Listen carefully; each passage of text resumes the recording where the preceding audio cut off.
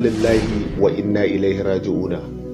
A yau kirana kai tsaye zan yi shi ne zuwa ga shugabannin Najeriya, musamman gwamnoni 'yan arewa, da ku ji tsoron Allah akan halin da talaka yake ciki na tsadar rayuwa da rashin walwala.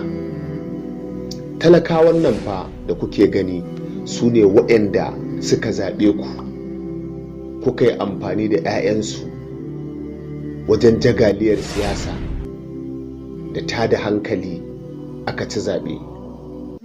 Saboda haka kun ci zaɓe, buƙatar ku ta biya, kuma kun manta da halin da talaka yake ciki. Ba fa sun zaɓe ku ba ne saboda ku je ku ji daɗi, su kuma su sha wahala. Ku ji tsoron Allah.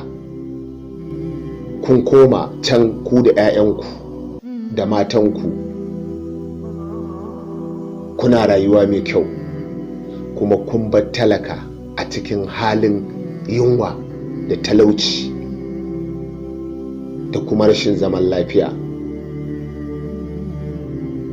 To kirana kai tsaye ne zan muku, domin muna son ku ne, shi yasa muke gaya muku gaskiya. Ba mu da hanyar da za mu iya isar da saƙon da za ku ji mu sai ta wannan hanyar.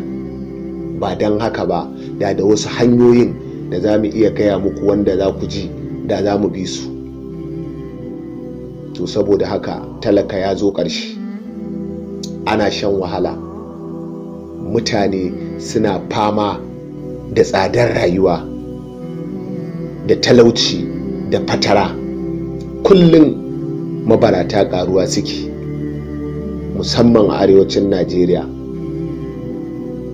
Mutanen nan fakar ku manta, su ne wanda suka fito kuka yi amfani da su wajen campaign, kuka rika yawo ba dare ba rana.